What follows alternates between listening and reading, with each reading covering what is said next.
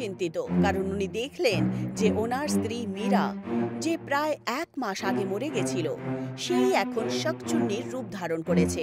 সেই জন্যে প্রধানবাবু বাবাকে ডেকে পাঠান। ওখানে রাতুলও উপস্থিত ছিল।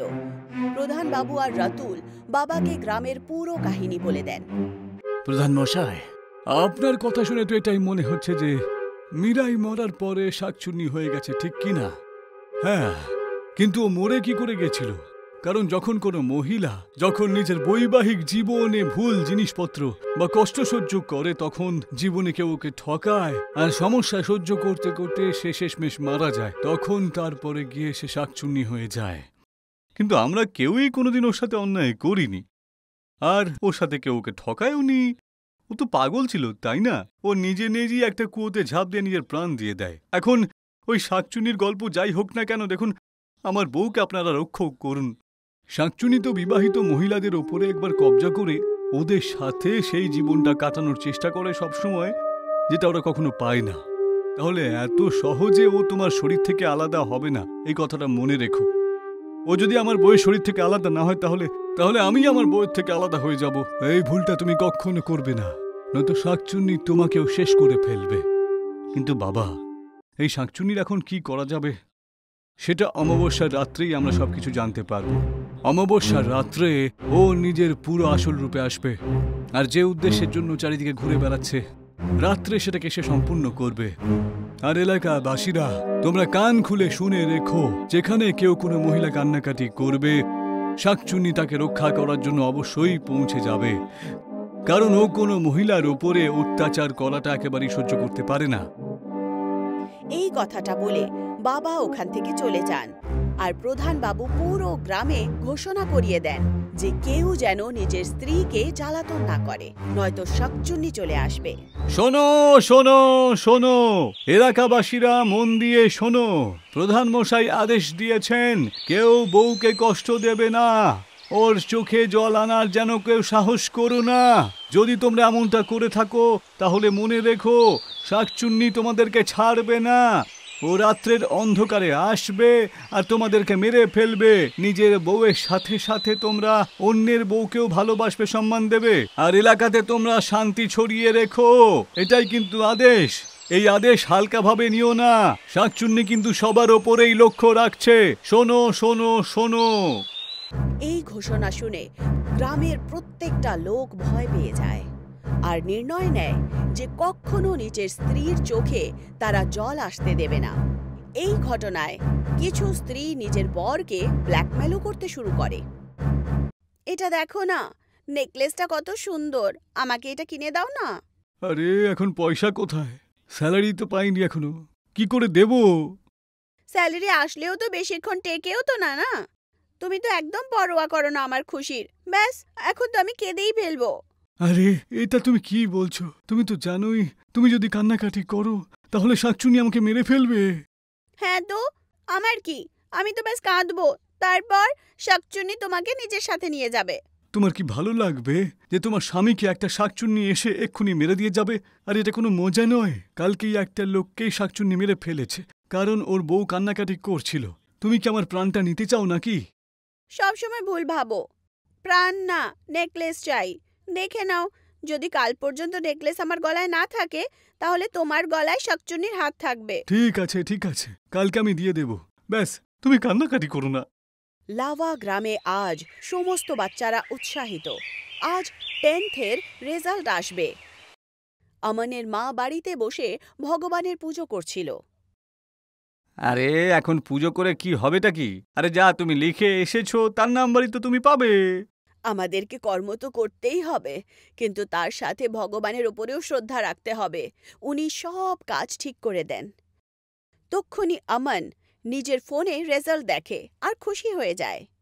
মা, রেজাল্ট এসে গেছে, আমি ফার্স্ট ক্লাসে পাস করে গেছি মা।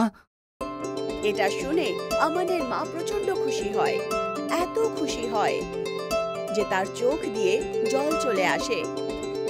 আরে কান্নাকাটি বন্ধ করো, নয়তো শাকচুন্নি চলে আসবে।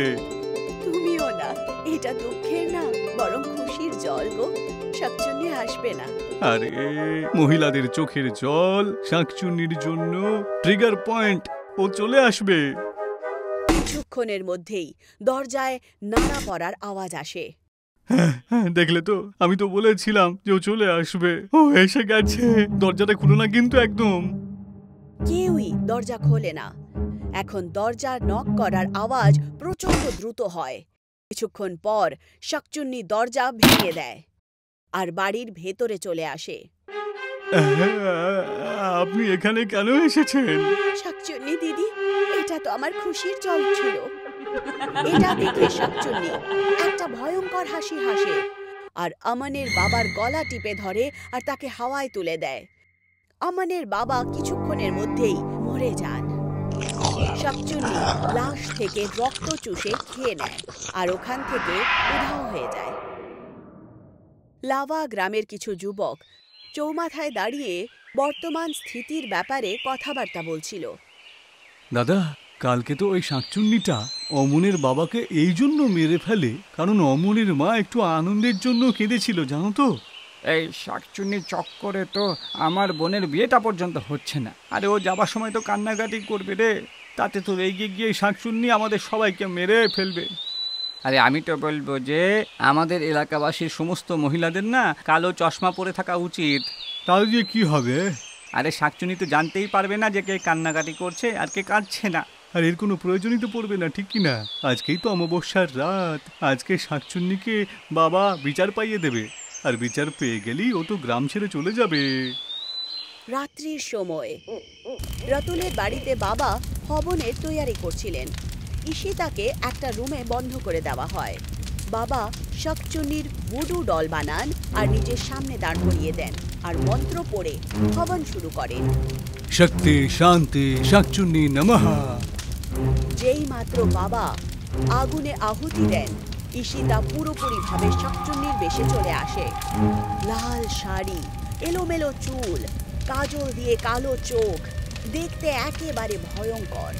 সে দরজা ভেঙে বাইরে চলে আসে আর বাবার ওপরে হামলা করার জন্য এগিয়ে আসে। ওখানেই দাঁড়িয়ে যাও, নয়তো কি? আজ আমাকে কেউ আটকাতে পারবে না। বাবা শাকচুন্নির ভুডু ডলের ওপর একটা লাঠি দিয়ে প্রহার করেন। যেই মাত্র বাবা ভুডু ডলের ওপরে লাঠি মারেন, শাকচুন্নি পড়ে যায়। তারপর ওঠে আর বাবার দিকে এগোতে শুরু করে। আমি তোমাকে বিচার পাইয়ে অবশ্যই দেব।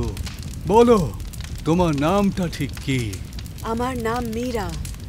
মীরার নাম শোনা মাত্রই ওখানে উপস্থিত প্রধান রামচন্দ্র শর্মা আর ওনার ছেলে অর্জুন শর্মা ভয় পেয়ে যায়।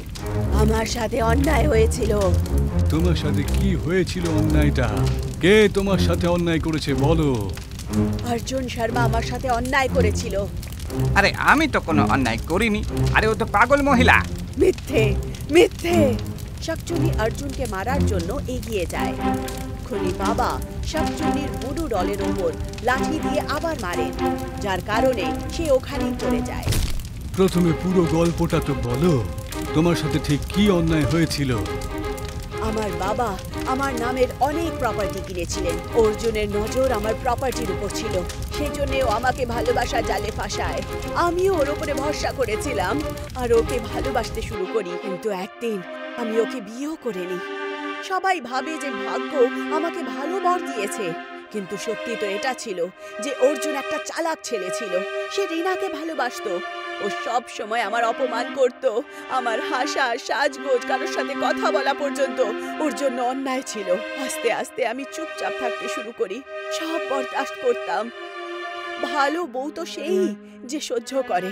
পুরো গ্রামে অর্জুন এই কথাটা ছড়িয়ে দেয় যে আমি পাগল হয়ে গেছি। একদিন গ্রামে খবর ছড়িয়ে পড়ে যে মীরা কুয়োতে ঝাঁপিয়ে মরে গেছে, যখন কিনা সত্যি এটা যে অর্জুন আমাকে ধাক্কা মেরেছিল যাতে রিনা আর ওর মাঝখান থেকে আমি সব সময়ের জন্য চলে যাই আর এই সমস্ত প্রপার্টি ও পেয়ে যায়। শাকচুন্নির এই কথা শুনে গ্রামের লোকেরা অর্জুনের দিকে তিরস্কার দিয়ে দেখতে শুরু করে। এই শাকচুন্নিটা কিন্তু মিথ্যে কথা বলছে। আবার মিথ্যে কথা? আমি ছাড়বো না তোকে। শাকচুন্নি অর্জুনকে মারার জন্য দৌড়ায়। তক্ষুনি বাবা নিজের লাঠি দিয়ে সেই ভুডু ডলের ওপরে আবার লাঠি মারেন, যার কারণে শাকচুন্নি আবার পড়ে যায়। এটা দেখে গ্রামের একটা ছেলে দৌড়ে দৌড়ে চলে আসে আর বাবার কাছ থেকে শাকচুন্নির ভুডু ডল নিয়ে অনেক দূরে ফেলে দেয়। শাকচুন্নি, এই বদমাইশটা থেকে তুমি তোমার প্রতিশোধ নিয়ে নাও তো। শাকচুন্নি অর্জুনকে মারার জন্য দৌড়ায়। অর্জুন পালায়। আরে কেউ বাঁচাও আমাকে। সাধু বাবা, আমার ছেলেকে রক্ষা করুন, নয়তো ওকে মেরে ফেলবে তো। আমি কিচ্ছু করতে পারবো না, আমার কাছে তো এখন আর ওর বুড়ো ডল নেই। অর্জুন ভয়ের চোটে পালাচ্ছিল, তার পায়ের ব্যালেন্স বিগড়ে যায় আর সে পড়ে যায়। শাকচুন্নি তাকে গলা দিয়ে ধরে হাওয়ায় তুলে দেয়। কিছুক্ষণের মধ্যেই তার দম ভেঙে যায়। শাকচুন্নি তার রক্ত শুষে নেয় আর ঈশিতার শরীর থেকে বেরিয়ে যায়। ঈশিতা এরপর ওখানেই অজ্ঞান হয়ে পড়ে যায়। শাকচুন্নি তারপর সব সময়ের জন্য গ্রাম ছেড়ে চলে যায়। শাকচুন্নি আকাশের দিকে উড়ে যাচ্ছিল আর গ্রামের লোকেরা তাকে দেখছিল।